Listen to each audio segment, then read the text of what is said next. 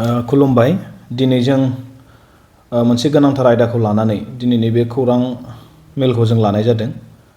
आंजों दंफायो दुलाराय बर' फरायसा आफादनि थुनलाइ नेहाथारि मिनिस्रां ब्रह्म, लोगो सोलोंथाइ नेहाथारि बिस्वजित नार्जारि आरो जोंनि खौरांगिरि लोगो नोंथांमोन। गिबियावनो गासैनिसिमबो गोदान बोसोरनि गाहाम हामलायनायखौ जासिबाय आरो दिनैनि बे खौरां बिजोंनि गेजेरजों जोङो 20थि कमल कुमार ब्रह्म देरहासात बान्था बिनि सोमोन्दै बिनि थारिख आरो थावनि बेखौ फोरमायनो थाखाय दिनैनि बे जों खौरां बिजोंखौ लानाय जादों।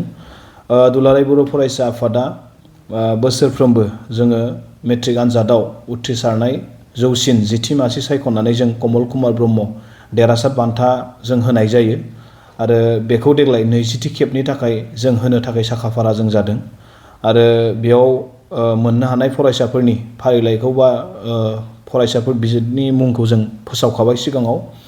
दा बे 20थि कमल कुमार ब्रह्म देरहासात बान्थाखौ जोङो फैगौ 23 एप्रिल 2026 इं खालाराव सालबारि हायार सेकेन्डारि स्कुल, बाक्सा जिल्लानि सिङाव थानाय सालबारि हायार सेकेन्डारि स्कुलाव गथायनो थाखाय जोङो थियारि जाबाय, थामथिम जों जादों आरो बेयाव फारियै जोङो जाय फरायसाफ्रा 20थि कमल कुमार ब्रह्म देरहासात बान्था मोननो हाबाय, दा बिथांमोननो जोङो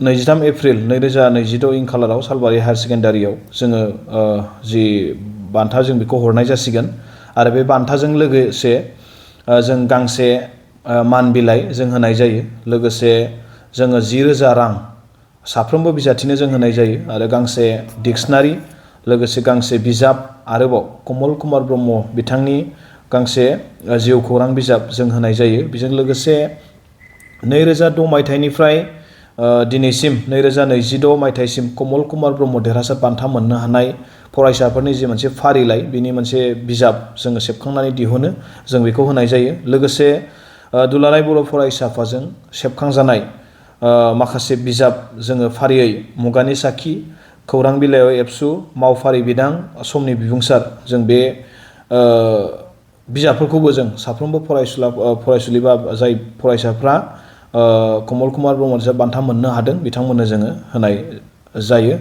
दा बे समाव बेखायनो गासैबो फरायसुला फरायसुलिजों लोगोसे दिथागिरि आरो रायजो राजा बिथांमोनखौ जोंनि बे हाबाफारियाव बाहागो लाफैनो थाखाय दुलाराय बर' फरायसा आफादनि जानानै खावलायनाय थाबाय। गोजोन्थों। कमल कुमार ब्रह्म देरहासात बान्था होनायनि गेजेरजों जों फरायसाफोरखौ गोबां थुलुंगानाय मोननो हादों एबा बर' बिजोंनि रिजाल्टखौ गोबां गोजौ थाखोसिम फैनाय जों बेखौ बुंनो हायो। मानोना 2006 मायथाइयाव जेब्ला गिबि खेब होदोंमोन, बै समाव 80% एबा 80नि गाहायाव मोननाय फरायसाफोरानो कमल कुमार ब्रह्म देरहासात बान्थायाव मोननो हादोंमोन आरो बै समाव बर' बिजोंनिफ्राय 90% गोजौआव थांनाय रावबो हयथ' सानाखैमोन दि बर' बिजोंनिफ्राय बेबायदि मोनगोन, बेखौ सानाखैमोन। आरो बे कमल कुमार ब्रह्म देरहासात बान्थाखौ होनायनि उनाव साफ्रोमबो 10 थाखोआव नङा, 8 थाखो 9 थाखोआव फरायनाय फरायसुला फरायसुलिफ्रानो कमल कुमार ब्रह्म देरहासात बान्थाखौ मोननो थाखाय बिथांमोना गोबां साखाफारा जायो आरो दिथागिरि बिथांमोनाबो कमल कुमार ब्रह्म देरहासात बान्थाखौ मोननांगौनि थाखाय फरायसाफोरखौ गोबां मटिभेसन बिथांमोना होयो, जायनि जाउनाव बर' बिजोंजों फरायनानै आसामनि टप 10आवबो मोननो हादों। आरोबाव जोंनि बर' बिजोंजों फरायनाय फरायसाफ्रा दिनै गोबां आयदायावनो 100आव 100 नाम्बार मोननाय फरायसाफोरबो गोबां दंसै। दा बेखायनो जों बुंनो हायो कमल कुमार ब्रह्म देरहासात बान्थाखौ होनायनिफ्राय जोंनि बर' बिजोंनि उथ्रिसारनाय लोगोसे पार्सेन्टेज मोननाय, जौखोन्दो मोननाया बे गोबां गोजौआव फैदों आरो बेयो फरायसाफोरनि थाखाय मोनसे थुलुंगाथाव मोजां हाबाफारि बा बिनि गेजेरजों गोबां थुलुंगानाय फरायसाफ्रा मोनदों होननानै जों दुलाराय बर' फरायसा आफादनिफ्राय जों बुंनो हायो। उथ्रिसारनायनि हार हिसाबै जोंहा सिगां अभारअल जुदि नायोबा जोंहा अभारअल हिसाबै थिगानो दं, खिन्थु माखासे बिथिंथिं जुदि नायोबा माने कमल कुमार ब्रह्म देरहासात बान्था मोननाय फरायसाफोरनि जि पार्सेन्टेजनि जौखोन्दो बेखौ नायोबा जोंहा गोबां गाहायाव फैनायखौ जों नुदों। मानोना थांनाय बोसोराव जोंनि टप 10 पजिशना लास्ट 10थि मासिया 88%मोन, खिन्थु देग्लाय सेथि मासियानो 89% आरो बे 87आव जोबफैदों। बेखौ नायोबा जोंनिया गोबां गाहायाव फैदों।